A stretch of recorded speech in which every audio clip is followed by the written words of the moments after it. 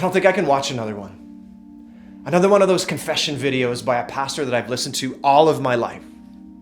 A pastor that I look up to, a pastor that I trusted, and then I have to watch them resign for some deeply buried sin that finally came to light. This week alone, it was Tony Evans and Robert Morris. These are guys watched by millions of people.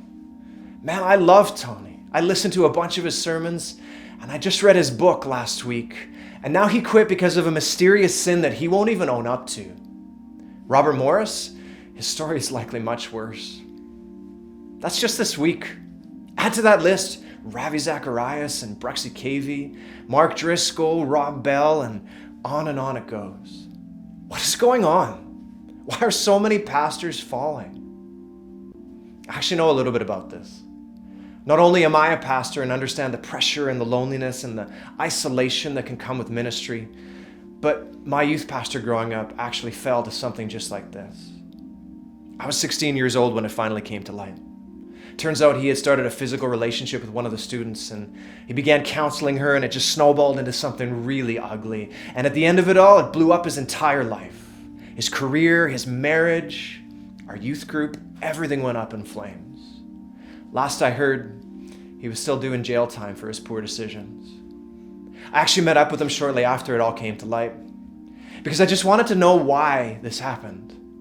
Actually, what I really wanted to know was, how could you let this happen? And I wrote down what he said on a piece of paper, and I've kept it for 20 years on my nightstand, and here it is. It just has 6 warnings on it, all of them a single sentence each. Number 1, watch out for pride. See, it's easy in ministry to get confused. It's easy to forget that when God is using you to do something incredible, that you're just the tool that he is using.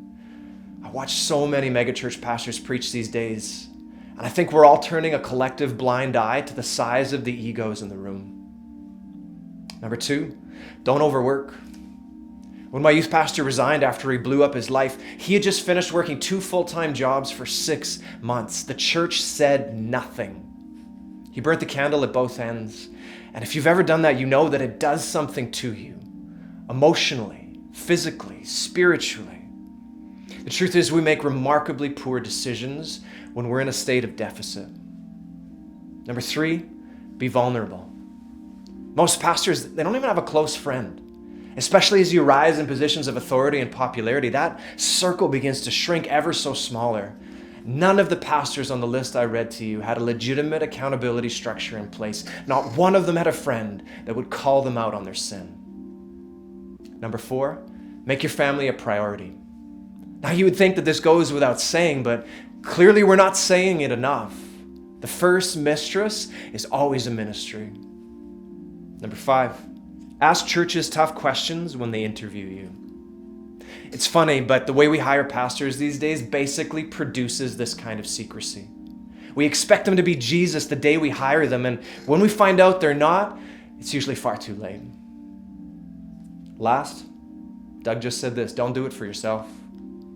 It was the only warning he left me with. He said, do it for Jesus, do it for the church, do it for the kids, but whatever you do, don't do it for yourself.